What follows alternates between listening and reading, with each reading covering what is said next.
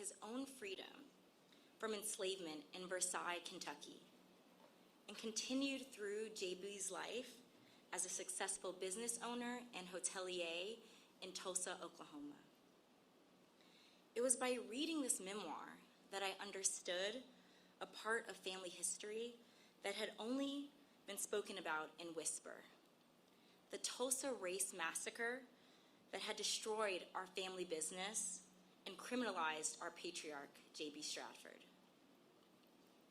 Educated at Oberlin College and Indianapolis Law School, J.B. had a hotel business in Tulsa that would have been worth over $2 million in today's money.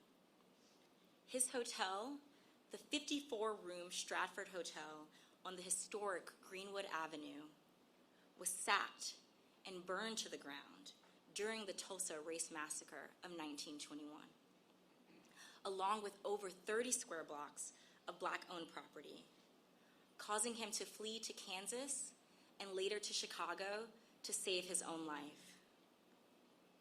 He was falsely indicted for inciting the riot by an inflamed white grand jury, for daring to stand up with his community to stop a mob from breaking into the jail and lynching a Black teenager named Dick Rowland, sparking the backlash which ended in the grievous massacre. My family worked to get these charges against JB dropped posthumously. I know how lucky I am to have this family history passed down from generation to generation. This history was the one thing that they were not able to steal from us. But as thankful as I am to know my history, I understand that history has no firm line to divide it from the present.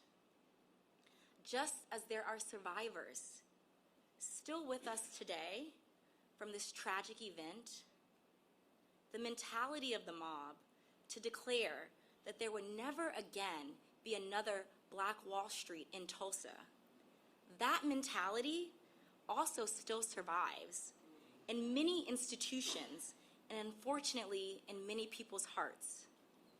Today we welcome President Joe Biden here to stand beside us as we continue the fight for justice for the survivors and descendants of the Tulsa Massacre.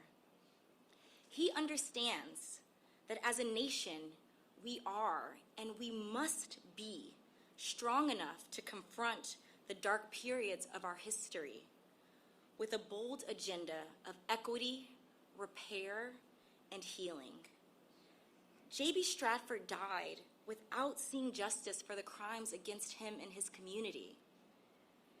But I am sure we will see justice in my lifetime, thanks to the efforts of all of you here joining us today. And now, I introduce to you President Joe Biden.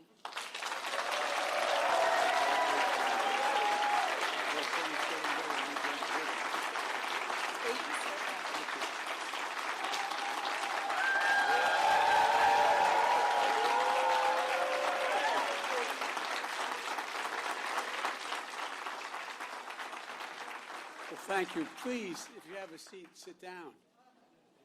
And I got to make one check.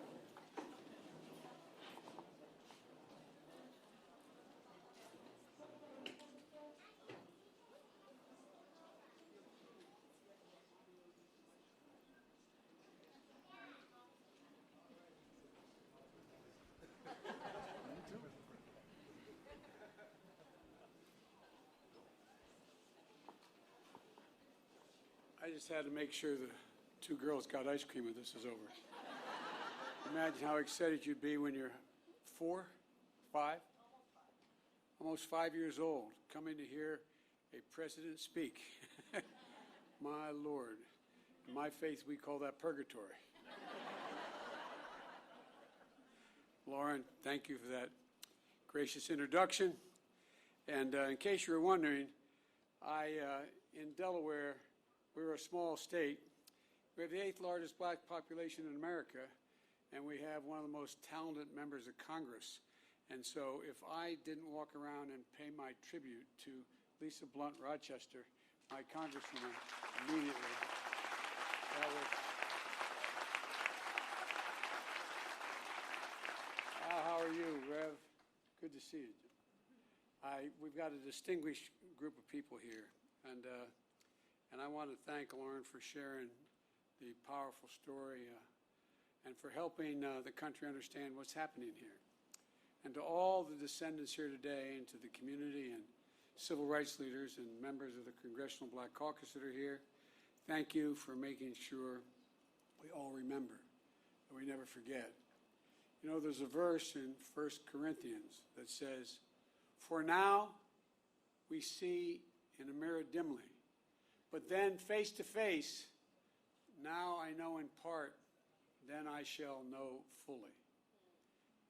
It is, I just toured the Hall of Survivors here in Greenwood Cultural Center. And I want to thank the incredible staff for hosting us here. And I mean that sincerely. Thank you. And if I didn't say what my father would insist on, please excuse my back. I apologize. But in the tour I met Mother Randall, who's only 56 years old. God love her. And Mother Fletcher, who's 67 years old. And her brother Van Ellis, who's 100 years old. And he looks like he's 60. Thank you for spending so much time with me. I really mean it. It was a great honor, a genuine honor. You are the three known remaining survivors of a story seen in the mirror dimly. But no longer. Now your story will be known in full view. The events we speak of today took place 100 years ago, and yet I'm the first president in 100 years ever to come to Tulsa. And I say that not as a compliment about me, but to think about it. 100 years and the first president to be here during that entire time. And in this place, in this ground, to acknowledge the truth of what took place here. For much too long, the history of what took place here was told in silence, cloaked in darkness. But just because history is silent, it doesn't mean that it did not take place. And while darkness can hide much, it erases nothing. It erases nothing. Some injustices are so heinous, so horrific, so grievous, they can't be buried, no matter how hard people try. And so it is here. Only with truth can come healing and justice and repair. Only with truth. Facing it. But that isn't enough.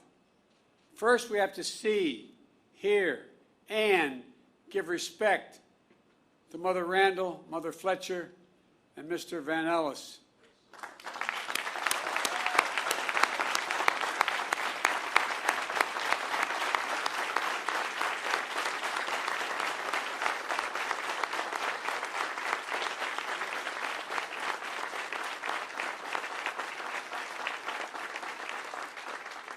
And to all those lost so many years ago, to all the descendants of those who suffered, to this community, that's why we're here, to shine a light, to make sure America knows the story in full. May 1921, formerly enslaved black people and their descendants are here in Tulsa, a boomtown of oil and opportunity and a new frontier. On the north side, across the rail tracks that divided the city already segregated by law, they built something of their own, worthy of their talent and their ambition. Greenwood, a community, a way of life. Black doctors and lawyers, pastors, teachers, running hospitals, law practices, libraries, churches, schools. Black veterans, like the man I had the privilege of giving a command coin to, who fought, volunteered and fought and came home and still face such prejudice.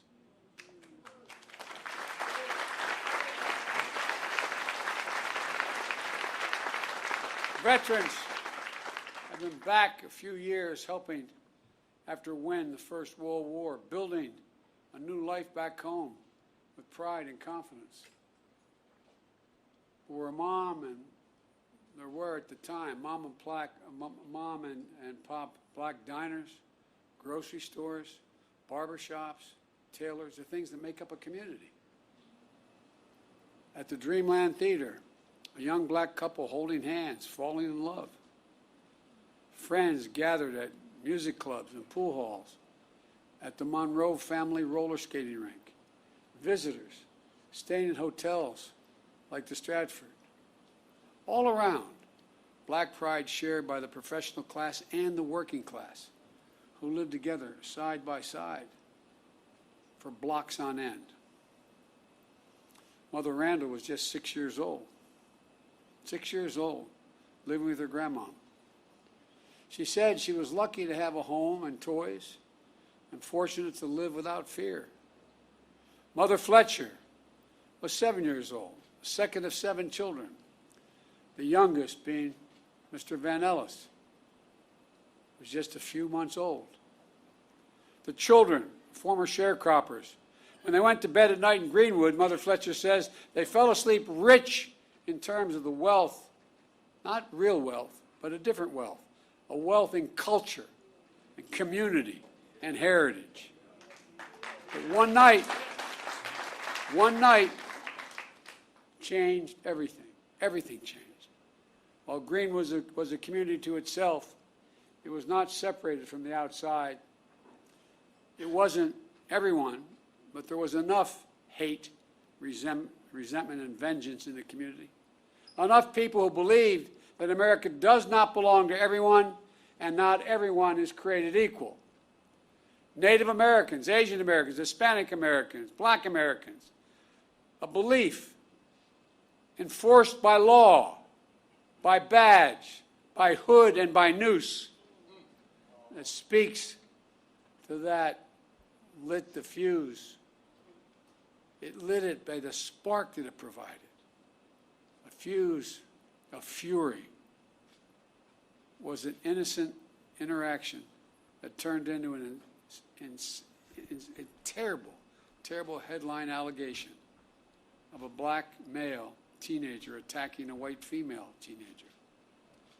A white mob of 1,000 gathered around the courthouse where the black teenager is being held, ready to do what still occurred, lynch that young man that night. But 75 black men, including black veterans, arrived to stand guard. Words were exchanged, then a scuffle, then a shots fired. Hell was unleashed. Literal hell was unleashed. Through the night and into the morning, the mob terrorized Greenwood, torches and guns, shooting at will. A mob tied a black man by the waist to the back of their truck with his head banging along the pavement as they drove off. A murdered black family draped over the fence of their home outside. An elderly couple knelt by their bed praying to God with their heart and their soul when they were shot in the back of their heads. Private planes dropping explosives. The first and only domestic aerial assault of its kind on an American city, here in Tulsa. 8 of Greenwood's nearly 24 churches burned like Mount Zion across the street at Vernon AME. Mother Randall said it was like a war. Mother Fletcher says all these years later she still sees black bodies around. The Greenwood newspaper publisher A.J. Smitherman penned a poem of what he heard and felt that night. And here's the poem. He said, "Kill them, burn them, set the pace, teach them how to keep their place. Reign of murder, theft, and plunder was the order of the night. That's what he remembers in the poem that he wrote. 100 years ago, at this hour, on this first day of June, smoke darkened the Tulsa sky, rising from 35 blocks of greenwood that were left in ash and ember, raised in rubble. Less than 24 hours, 1,100 black homes and businesses were lost. Insurance companies, they had insurance, many of them, rejected claims of damage. 10,000 people were left destitute and homeless, placed in internment camps. As I was told today, they were told, don't you mention you were ever in a camp, or we'll come and get you. That's what survivors told me. Yet no arrests of the mob were made, none. No proper accounting of the dead. The death toll records by local officials said there were 36 people. That's all, 36 people. Based on studies, records, and accounts, the likely number is much more in the multiple of hundreds. Untold bodies dumped into mass graves. Families who at a time waited for hours and days to know the fate of their loved ones are now descendants who have gone 100 years without closure. But you know, as we speak, the process of exhuming the unmarked graves has started. And at this moment, I'd like to pause for a moment of silence for the fathers, the mothers, the sisters, sons and daughters, friends of God and Greenwood. They deserve the dignity and they deserve our respect. May their souls rest in peace.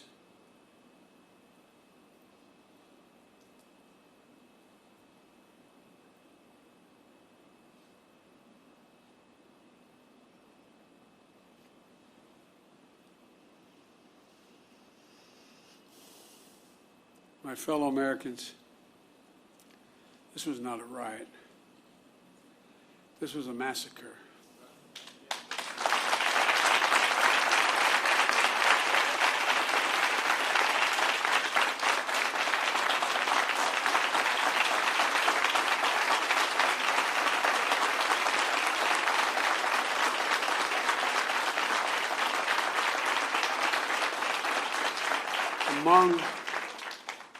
Among the worst in our history, but not the only one.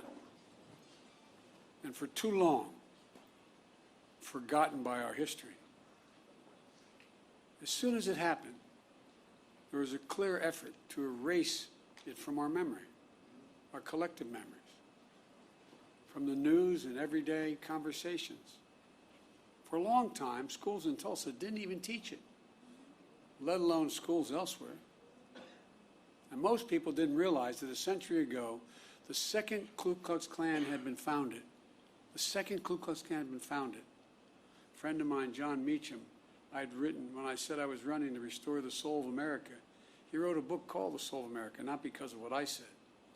And there's a picture about page 160 in the book showing over 30,000 Ku Klux Klan members in full regalia, Reverend, pointed hats, the robes, marching down Pennsylvania Avenue in Washington, D.C., Jesse, you know all about this.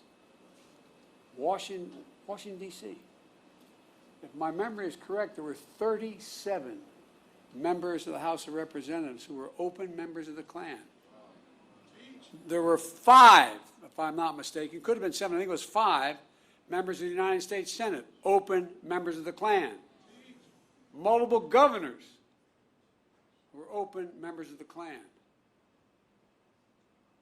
Most people didn't realize that a century ago the Klan was founded just 6 years before the horrific destruction here in Tulsa. And one of the reasons why it was founded was because of guys like me who are Catholic. It wasn't about African Americans then. It was about making sure that all those Polish and Irish and Italian and Eastern European Catholics who came to the United States after World War I would not pollute Christianity. The flames from those burning crosses torched every region of the country. Millions of white Americans belonged to the Klan, and they weren't even embarrassed by it. They were proud of it. And that hate became embedded systematically and systemically in our laws and our culture. We do ourselves no favors by pretending none of this ever happened, or it doesn't impact us today, because it does still impact us today. We can't just choose to learn what we want to know and not what we should know.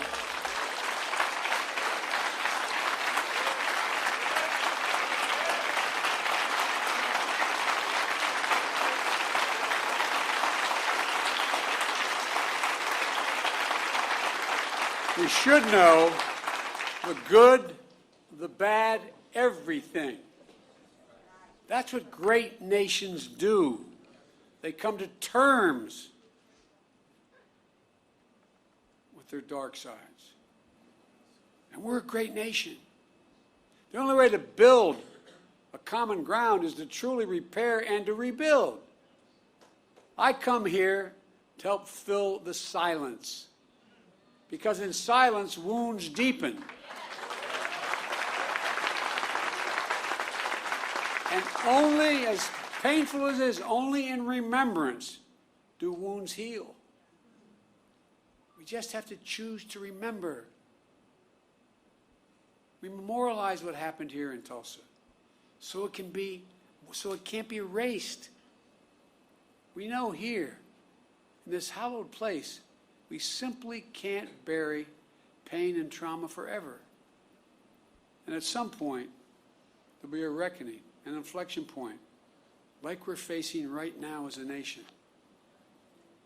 What many people hadn't seen before, or simply refused to see, cannot be ignored any longer. You see it in so many places. And there's greater recognition that for too long, we've allowed a narrowed, cramped view of the promise of this nation to fester. The view that America is a zero-sum game, where there's only one winner. If you succeed, I fail. If you get ahead, I fall behind. If you get a job, I lose mine. And maybe worst of all, if I hold you down, I lift myself up. Instead of, if you do well, we all do well. We see that in Greenwood. This story isn't about the loss of life, but a loss of living, of wealth and prosperity and possibilities that still reverberates today. Mother Fletcher talks about how she was the only able to attend school in the 4th grade and eventually found work in the shipyards as a domestic worker. Mr. Van Ellis has shared how even after enlisting and serving in World War II, he still came home to struggle with a segregated America. Imagine all those hotels and dinners and mom and pop shops that could have been passed down this past 100 years. Imagine what could have been done for black families in Greenwood. Financial security and generational wealth. If you come from backlines like my family, working class, middle class families, the only way we were ever able to generate any wealth was inequity in our homes. Imagine what they contributed then and what they could have contributed all these years. Imagine a thriving Greenwood in North Tulsa for the last 100 years. What that would have meant for all of Tulsa, including the white community. While the people of Greenwood rebuilt again in the years after the massacre, it didn't last. Eventually, neighborhoods were redlined on maps, locking black Tulsa out of home ownership. A highway was built right through the heart of the community. Lisa, I was talking about our west side, what 95 did after we were occupied by the military, after Dr. King was murdered. The community, cutting off black families and businesses from jobs and opportunity. Chronic underinvestment from state and federal governments denied Greenwood even just a chance of rebuilding. We must find the courage to change the things we know we can change. That's what Vice President Harris and I are focused on, along with our entire administration, including our Housing and Urban Development Secretary, Marcia Fudge, who's here today.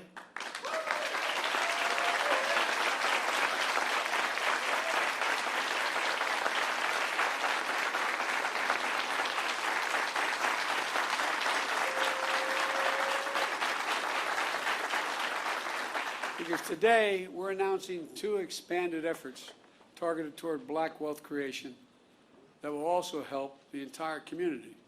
The first is my administration has launched an aggressive effort to combat racial discrimination in housing.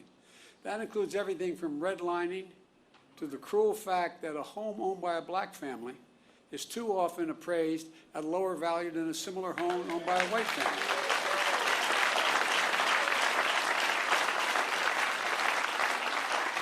And I might add, and I need help if you have answered this one, I can't figure this one out, Congressman Horsford, but if you live in a black community and there's another one on the other side of the highway, it's a white community, it's built by the same builder, and you have a better driving record than the guy with the same car in the white community, you're paying more for your auto insurance.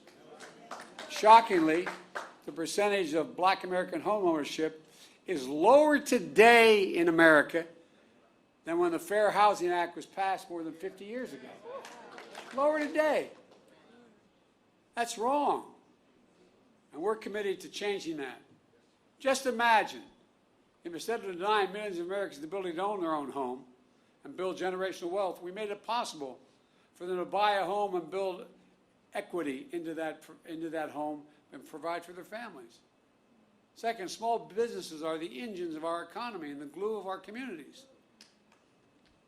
As president, my administration oversees hundreds of billions of dollars in federal contracts for everything from refurbishing decks of aircraft carriers to installing railings in federal buildings to professional services.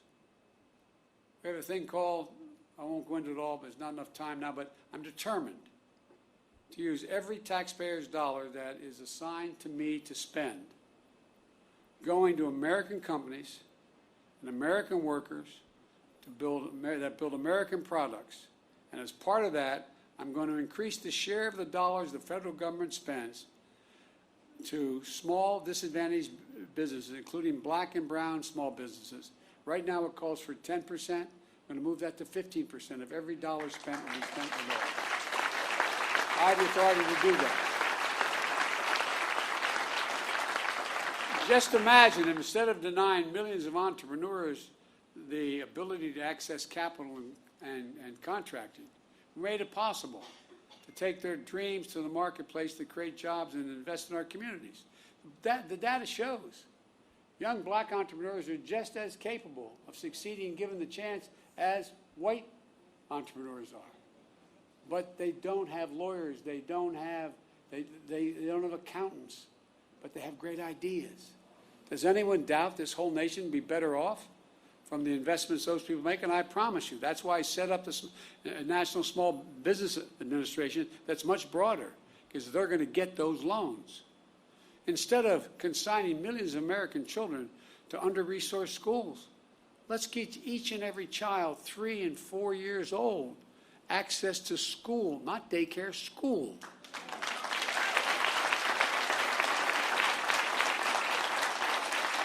In the last 10 years, studies have been done by all the great universities. It shows that it will increase by 56% the possibility of a child, no matter what background they come from, no matter what. If they start school at 3 years old, they have a 56% chance of going all through all 12 years without any trouble and being able to do well. And a chance to learn and grow and thrive in a school and throughout their lives. And let's unlock more than an incredible creativity and innovation that will come from the nation's historically black colleges and universities. No, I have a $5 billion a year program, giving them the resources to invest in research centers and laboratories in high-demand fields to compete for good-paying jobs in industries of the future like cybersecurity. The reason why they don't, their students are equally able to learn as well and get the good-paying jobs that start at $90,000 and $100,000, but they don't have the money to provide and build those laboratories. So guess what? They're going to get the money to build those laboratories. So instead of just talking about infrastructure, let's get about the business of actually rebuilding roads and highways, filling the sidewalks and cracks, installing street lights and high-speed internet, creating space to live and work and play safely. Let's ensure access to health care, clean water, clean air, nearby grocery stores, stocked with fresh vegetables and food that in fact deal with. I mean, these are all things we can do. Does anyone doubt this whole nation will be better off with these investments? The rich will be just as well off, the middle class will do better, and everybody will do better.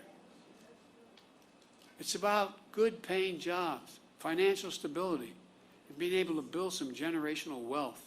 It's about economic growth for our country and out-competing the rest of the world, which is now out-competing us.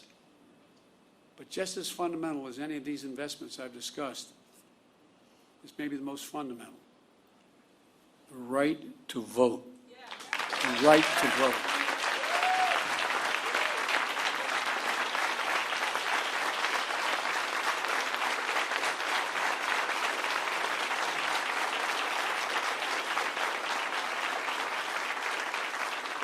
A lot of the members of the Black Caucus knew John Lewis better than I did, but I knew him. On his deathbed, like many, I called John to speak to him. Rev, all John wanted to do is talk about how I was doing. He died, I think, about 25 hours later. But you know what John said? He called the right to vote precious, almost sacred. He said the most powerful, nonviolent tool we have in a democratic society. This sacred right is under assault with incredible intensity like I've never seen, even though I got started as a public defender and a civil rights lawyer. With an intensity and an aggressiveness that we've not seen in a long, long time. It's simply un-American. It's not, however, sadly, unprecedented. The creed, "We shall overcome," is a long-time mainstay of the civil rights movement, as Jesse Jackson can tell you better than anybody. The obstacle to progress that have to be overcome are a constant challenge. We saw it in the 60s, but with the current assault, it's not just an echo of a distant history. In 2020, we faced a tireless assault on the right to vote. Restrictive laws, lawsuits, threats of intimidation, voter purges, and more. We resolved to overcome it all, and we did. More Americans voted in the last election than in the midst of a pandemic, than any election in American history. You got voters registered. You got voters to the polls. The rule of law held. Democracy prevailed. We overcame. But today, let me be unequivocal. I've been engaged in this work my whole career, and we're going to be ramping up our efforts to overcome again. I will have more to say about this at a later date, a truly unprecedented assault on our democracy, an effort to replace nonpartisan election administrators and to intimidate those charged with tallying and reporting the election results. But today, as for the act of voting itself, I urge voting rights groups in this country to begin to redouble their efforts now to register and educate voters. And in June should be a month of action on Capitol Hill. I hear all the folks on TV saying, why doesn't Biden get this done? Well, because Biden only has a majority of effectively 4 votes in the House and a tie in the Senate, with 2 members of the Senate who vote more with my Republican friends. But we're not giving up. Earlier this year, the House of Representatives passed For the People Act to protect our democracy. The Senate We'll take it up later this month, and I'm going to fight like heck with every tool at my disposal for its passage. The House is also working on the John Lewis Voting Rights Act, which is critical to providing new legal tools to combat the new assault on the right to vote. To signify the importance of our efforts, today I'm asking Vice President Harris to help these efforts and lead them among her many other responsibilities. With her leadership and your support, we're going to overcome again, I promise you, but it's going to take a hell of a lot of work. And finally, we must address what remains the stain on the soul of America. What happened in Greenwood was an act of hate and domestic terrorism with the through line that exists today still. Just close your eyes. And remember what you saw in Charlottesville 4 years ago on television. Neo-Nazis, white supremacists, the KKK, coming out of those fields at night, Virginia, with lighted torches, the veins bulging on as they were screaming. Remember, just close your eyes and picture what it was. Well, Mother Fletcher said when she saw the insurrection at the Capitol on January the 9th, it broke her heart. A mob of violent white extremists, thugs, reminded her of what happened here in Greenwood 100 years ago. Look around at the various hate crimes against Asian Americans and Jewish Americans.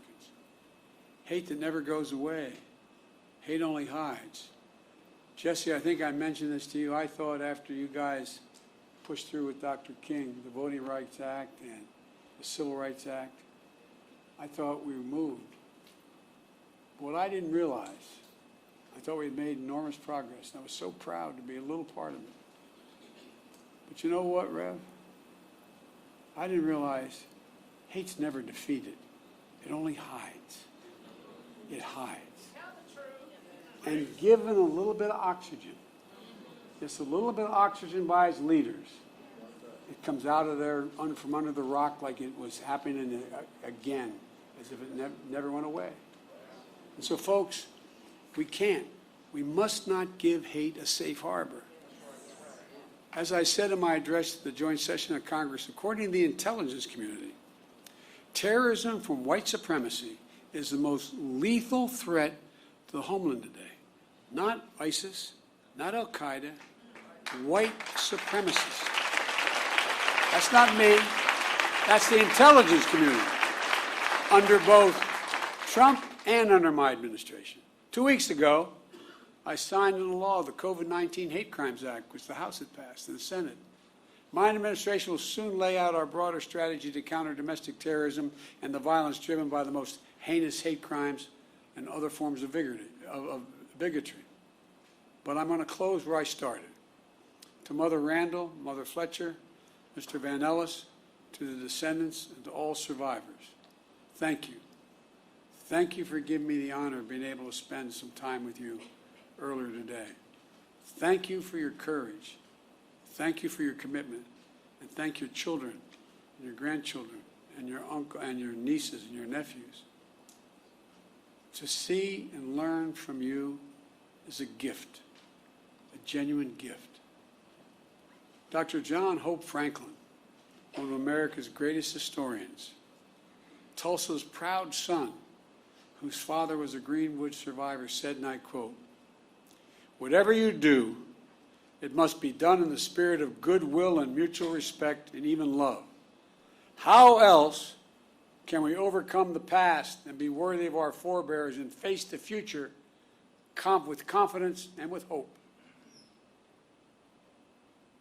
On this sacred and solemn day, may we find that distinctly Greenwood spirit that defines the American spirit, a spirit that gives me so much confidence and hope for the future, that helps us see face to face, a spirit that helps us know fully who we are and who we can be as a people and as a nation. I've never been more optimistic about the future than I am today. I mean that. The reason is because of this new generation of young people. They're the best educated, they're the least prejudiced, the most open generation in American history. And although I have no scientific basis for what I'm about to say, but those of you who are over 50, how often did you ever see advertisements on television with black and white couples? Not a joke. I challenge you, find today, when you turn on the stations, sit on one station for 2 hours, and I don't know how many commercials you'll see, lay 8 to 5. 2 to 3 out of 5 have mixed-race couples in them. That's not by accident.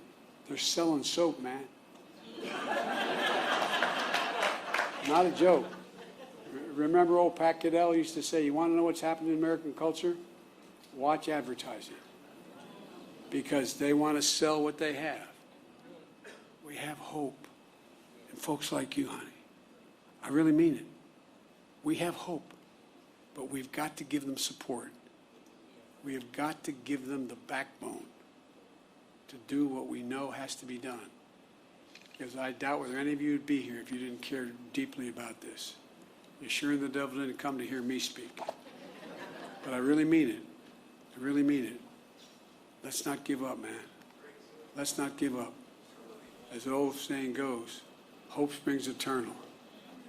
I know we've talked a lot about famous people, but my colleagues in the Senate used to always kid me because I was always quoting Irish poets. They think I did it because I'm Irish. They think I did it because, as we Irish, we have a little chip on our shoulder a little bit sometimes. That's not why I did it. I did it because they're the best poets in the world. You can smile. It's okay. It's true. There's a famous poet who wrote a poem called The Curate Troy, Seamus Heaney. And there's a stanza in it that I think is the definition of what I think should be our call today for young people. He said, history teaches us not to hope on this side of the grave, but then, once in a lifetime, that longed-for tidal wave of justice rises up, and hope and history rhyme. Let's make it rhyme. Thank you.